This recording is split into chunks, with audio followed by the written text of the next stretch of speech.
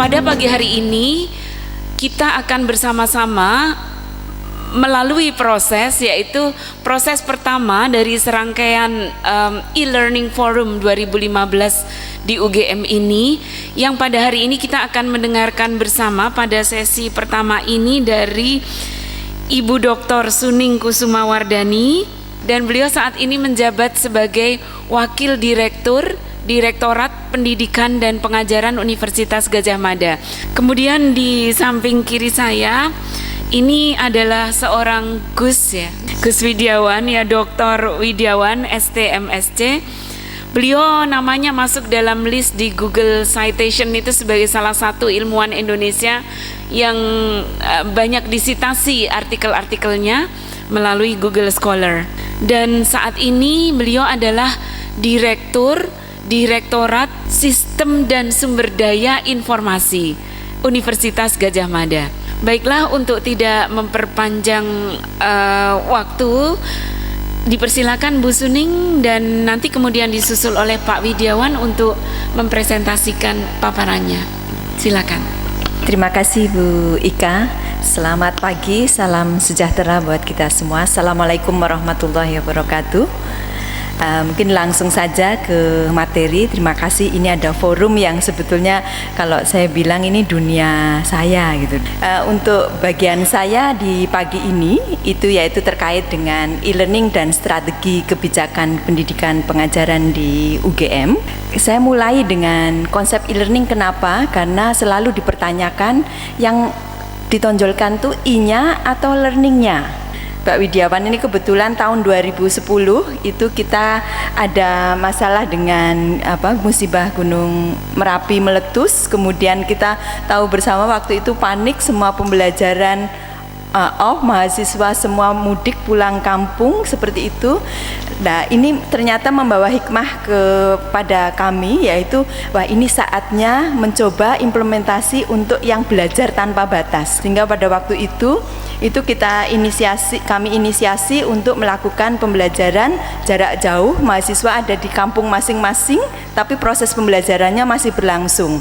Belajar tanpa batas, artinya potensi-potensi untuk dilakukan pembelajaran melalui media internet itu ada banyak hal. Ada untuk tujuan lifelong education, ada untuk professional development, ada untuk credit earning, dan seterusnya.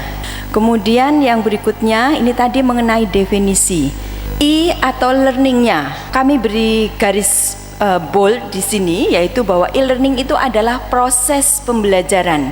Jadi learning yang diutamakan dengan memanfaatkan teknologi informasi dan komunikasi, dan ini merupakan hasil integrasi yang sistematis antara komponen-komponen pembelajaran yang ada, dan mutu diperhatikan, juga adanya interaksi pembelajaran. Ada sering mengatasnamakan e-learning, tetapi hanya sebetulnya repositori saja, hanya materi yang disiapkan. Kemudian saya masuk untuk pengkategorian e-learning. Ini saya masuk di kategorinya Sloan.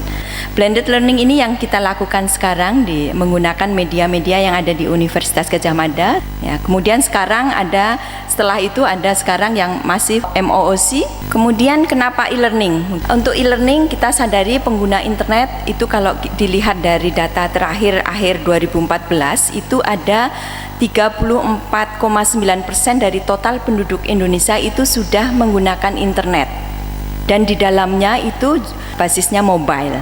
Kemudian kita sadari kaitannya dengan proses pembelajaran kita di universitas atau di perguruan tinggi, bahwa e-learning itu punya potensi yang bisa memberikan akses dan fasilitas bagi mahasiswa. Dia bisa membangun pengetahuannya secara mandiri, peran kita, peran dosen itu bertugas sebagai fasilitator dan motivator.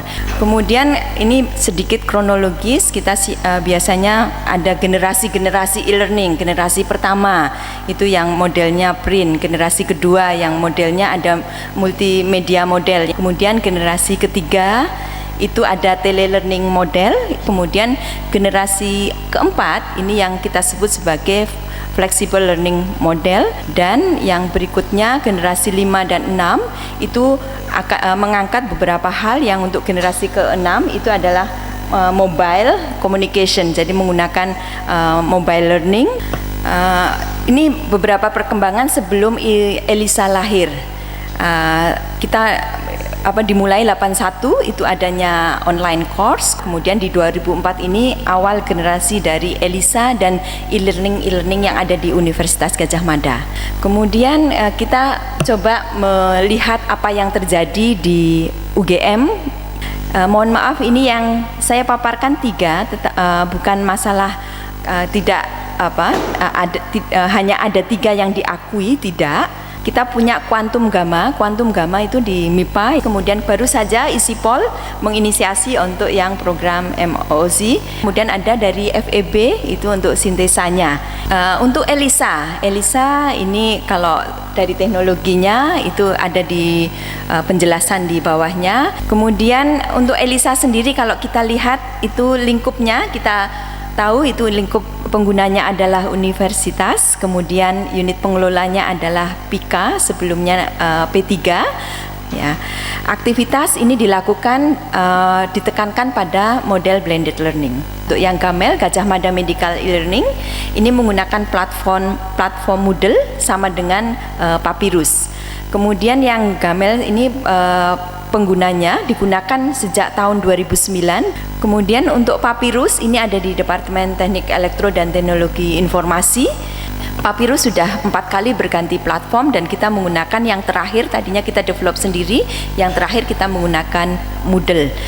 Untuk penggunanya karena internal di jurusan itu dari 60 dosen yang sudah memanfaatkan itu 48 dosen. Kemudian beberapa penelitian yang kami lakukan terkait dengan e-learning, yaitu mendasari bahwa e-learning itu sebetulnya harus menganut kaidah pedagogis dan metode-metode pendidikan yang relevan di pendidikan tinggi.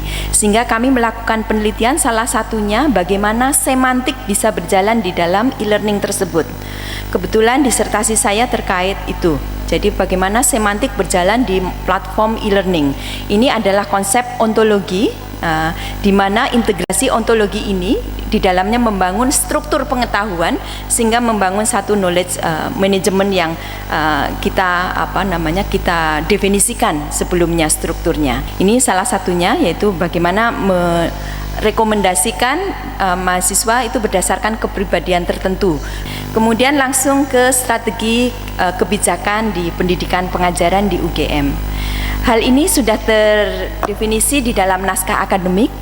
Mohon dengan sangat masukan dari ibu bapak semua dari naskah akademik tersebut bisa diambil, di-download di pemvisian ugm.ac.id.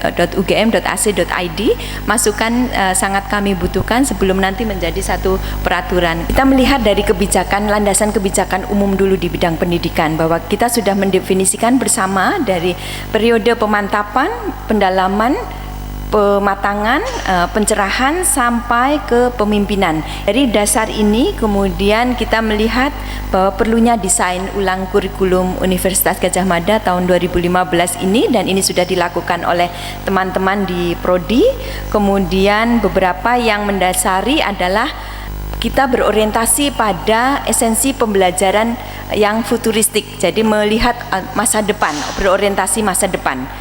Kemudian yang berikutnya perubahan esensi pembelajaran di UGM dari yang kondisi sekarang ke masa depan, itu kita mengarah ingin fully untuk student center. Kemudian pemanfaatan TIK yang sudah merata di prodi-prodi. kemudian kuliah yang interaktif, pembelajaran yang aktif, dan model-model yang dilakukan bukan dengan protokol thinking tapi menggunakan reasoning. Kemudian kita bersama-sama mewujudkan UGM menjadi institusi berbasis ICT.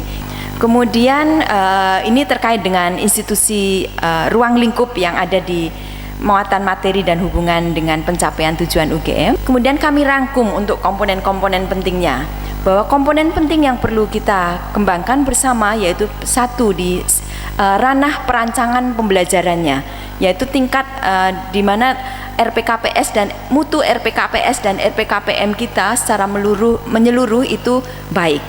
Ya, kemudian di proses pembelajarannya kita mengenal STAR, PBL, SCL. Kemudian pengembangan dan produksi konten daring, di mana sekarang di dalam naskah akademik itu disebutkan bahwa ada production konten untuk di UGM, nanti akan ada di tempatnya Prof. Harno ya, untuk proses pembuatan produksi konten.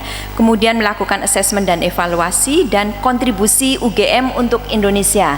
Ini yang gaung selalu diutarakan oleh PIKA, yaitu menjadi menara air. Ya, beberapa yang sudah kita lakukan yaitu inisiasi dari masing-masing fakultas. Salah satunya pionirnya adalah Fakultas Kedokteran, yaitu melakukan kegiatan-kegiatan pembelajaran untuk masyarakat. Kemudian kita juga ada satu yang disebut PDITT, Pembelajaran Daring Indonesia Terbuka dan Terpadu. Kemudian yang berikutnya kita perlu memikirkan bahwa ada potensi untuk kemampuan semantik di dalam pengembangan platform e-learning kita dan teknologi mobile. Kemudian ini beberapa strategi yang coba kita identifikasikan. Perlu meningkatkan motivasi dosen untuk menyiapkan RPKPS dan materi RPKPM juga. Kemudian peran dosen dalam pemanfaatan peningkatan peran dosen, kemudian peningkatan peran mahasiswa supaya lebih aktif dan mandiri. Kemudian yang penting ini adalah menanamkan etika dalam berkomunikasi dan berinteraksi. Coba tes mahasiswa kita, tes dengan cara tolong tugas disubmit lewat email. Ibu bapak evaluasi dari hal-hal yang ada sekarang. Mereka hanya kadang-kadang attach file saja tanpa ada subjek, tanpa ada kalimat di dalam badan emailnya. Ini sering sekali terjadi. Jadi kita perlu juga menanamkan etika dalam berkomunikasi dan interaksi. Kemudian peningkatan partisipasi untuk staf pendukung, kemudian materi multimedia, melakukan penjaminan mutu dan mengembangkan video dan evaluasi.